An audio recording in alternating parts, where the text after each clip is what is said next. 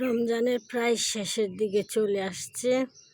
তো ভোরবেলায় 6:30 বাজে। আজকে আর সেহরি খেয়ে ঘুমাই নাই, ছাদে এসে বসে আছি। তো অনেক কিছু মনে পড়ছে। আমি হলাম গিয়া ভাই বোন সবার ছোট, 4টা ভাই 3টা বোনের সবার ছোট আমাদের পরিবারের। তো বাবা যখন বেঁচে ছিল তখন আমারও বিয়ে হয়েছিল, স্বামীর সংসারে থাকতাম। আমি কোনো ইনকাম তখন করিনি।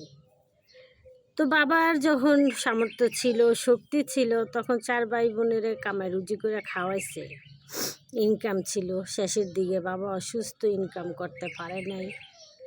তো গ্রামে আমার বিয়ে হয়েছে।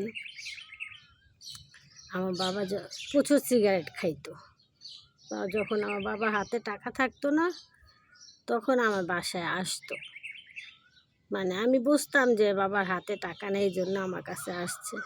কিন্তু তখন আমার কোনো ইনকাম ছিল না, বাবার 10টা টাকা দিন সিগারেট খাইতে। নিশা খায় যেটা খাইতো, তো 150 এরকম সংসারে খরচের হাজবেন্ড দিত, রাখতাম লুকাইয়া, তখন বাবারে দিয়ে দিতাম।